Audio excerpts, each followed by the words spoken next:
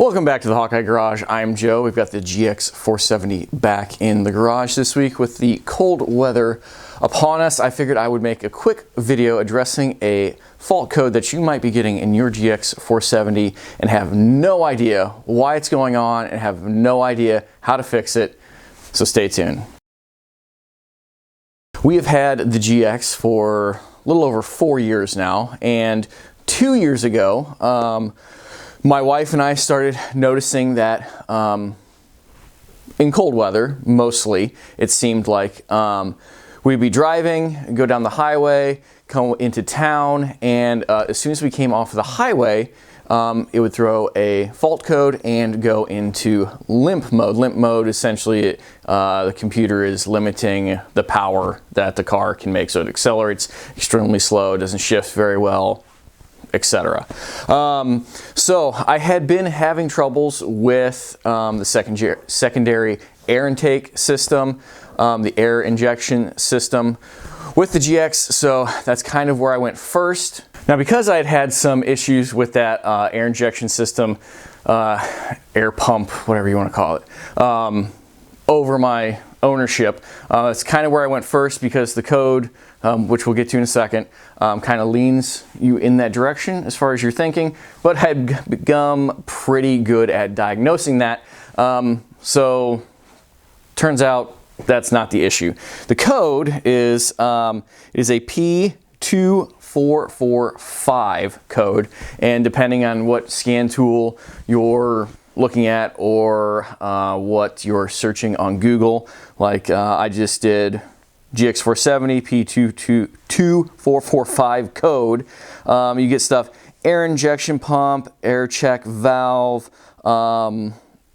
secondary air injection system, stuff like that, which can lead you all over the place. So after trying to diagnose on my own, I went to Facebook, the GX470 owners group on Facebook, which sometimes is good, sometimes is not good. But I did find some help there, and I'm fairly confident now that I've been doing it for 2 years, what I'm going to talk about. There's nothing you can do to fix it. So, which sounds fantastic. So basically that code comes on during cold weather, for all intents and purposes, below freezing. That's a nice even number that we can all think about. And if the car has sat for an extensive period of time, say overnight. So, car sits in our garage overnight, gets cold at night, go out driving the next morning, head into town, highway speeds 65, 75 miles an hour. As soon as you come down off of that, below 55, code goes on, car goes into limp mode, and there's nothing you can do about it unless you clear the code. And actually my next video is going to be about the hardware and software that I use to read and diagnose the codes on all of my vehicles, and we'll go through that. But the problem is the ECU. There is literally a bug in the ECU, and there is nothing you can do about it. Apparently, when these were newer, you could take it to Lexus, and there was a fix for it.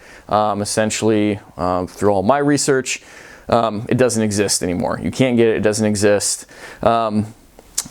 Since it has to do with the ECU, it would have to be done at a Lexus dealer. Therefore, it would be entered into like the Lexus dealer network records. So I went ahead and called my local Lexus dealer, which is not great. Had them run my VIN number just to say, because there are software updates for vehicle ECUs. That is common, that happens.